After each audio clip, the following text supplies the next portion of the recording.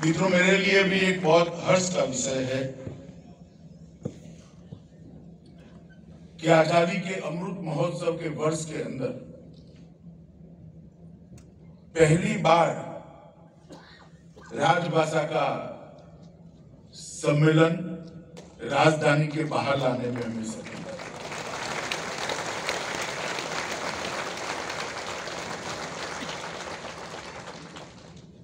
कोई भी सरकारी परिपत्र अधिसूचनाएं तब तक लोकभोग्य नहीं होती है जब तक जन आंदोलन में परिवर्तित नहीं होती। और ये राजभाषा को गति देने का जो जरिया है, अखिल भारतीय राजभाषा सम्मेलन, उसको भी दिल्ली के गलियारों से बाहर निकालने का हमने 2019 में ही निर्णय किया। मगर 2 साल कोरोना काल रहा, हम नहीं कर पाए। परंतु आज मुझे आनंद है कि युगानुयुगी की है, ईश्वर कृपा ही है कि ये नई शुभ शुरुआत उस वर्ष में होने जा रही है जो हमारा आजादी का अमृत महोत्सव है। और देश के प्रधानमंत्री मोदी जी ने कहा है कि अमृत महोत्सव हमारे लिए आजादी दिलाने के लिए जो हमारे पुरखों ने यातनाएं सहन की, सर्वोच्च बलिदान दिए, जो संघर्ष करा, उसको स्मृति में फिर से जीवन कर युवा पीढ़ी को प्रेरणा देने का तो मौका है ही है। परंतु आजादी का अमृत महोत्सव हमारे लिए संकल्प का भी वर्ष है। इसी वर्ष में 130 करोड़ भारतीयों ने तय करना है कि जब आजादी के 100 साल होंगे, भारत कैसा होगा, कहां होगा, दुनिया में भारत का स्थान कहां होगा। चाहे शिक्षा की बात हो, चाहे संस्कार की बात हो, चाहे सुरक्षा की बात हो, चाहे आर्थिक उन्नति की बात हो, चाहे उत्पादन बढ़ाने की बात हो, भारत कहां खड़ा, हर क्षेत्र में भारत कहां खड़ा होगा, इसका संकल्प लेने का ये वर्ष है। और 75वें साल से 100 साल तक का काल अमृत काल रहेगा और ये अमृत काल हमारे सभी लक्ष्यों की सिद्धि का माध्यम है। और मैं आज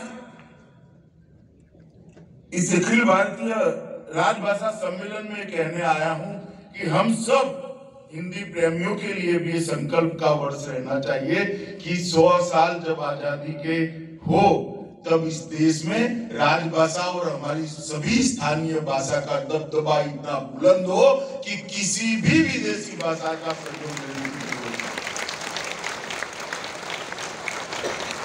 और ये काम मैं मानता हूं आजादी के तुरंत बाद होना चाहिए, क्योंकि हमारे आजादी के 3 स्तंभ थे। आजादी का आंदोलन जो गांधी जी ने जिसको लोक आंदोलन में परिवर्तित किया, इसके 3 स्तंभ थे: स्वराज, स्वदेशी और स्वभाषा। स्वराज तो मिल गया, स्वदेशी भी पीछे छूट गया, स्वभाषा भी पीछे छूट गया। 2014 के बाद मोदी जी ने पहली बार मेक इन इंडिया और अब पहली बार स्वदेशी की बात कर स्वदेशी को फिर से हमारा लक्ष्य बनाने के लिए आगे।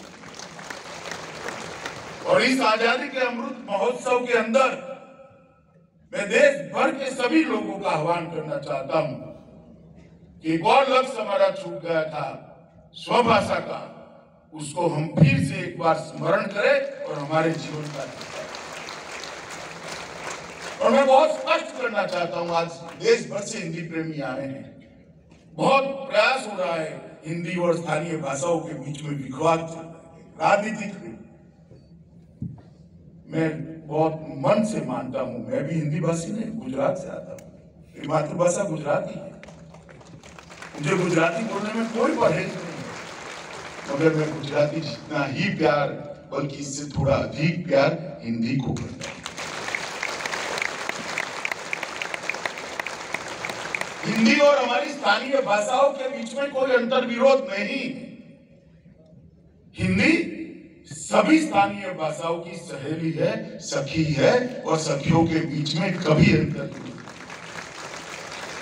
राजभाषा का विकास तभी हो सकता है जब स्थानीय भाषाओं का विकास होगा, और स्थानीय भाषा विकास सातत्यपूर्ण तरीके से तभी विकसित हो सकती है जब राजभाषा एक देश भर के अंदर मजबूत हो। ये दोनों पूरक है, दोनों के बीच में कोई अंतर नहीं। तो राजभाषा विभाग का काम है कि स्थानीय भाषाओं को हम मजबूत करें, और देश की जनता के, देश भर की जनता का ये लक्ष्य होना चाहिए कि हम राजभाषा को मजबूत। मित्रों, मेरे लिए एक और आनंद का विषय है कि जब हमने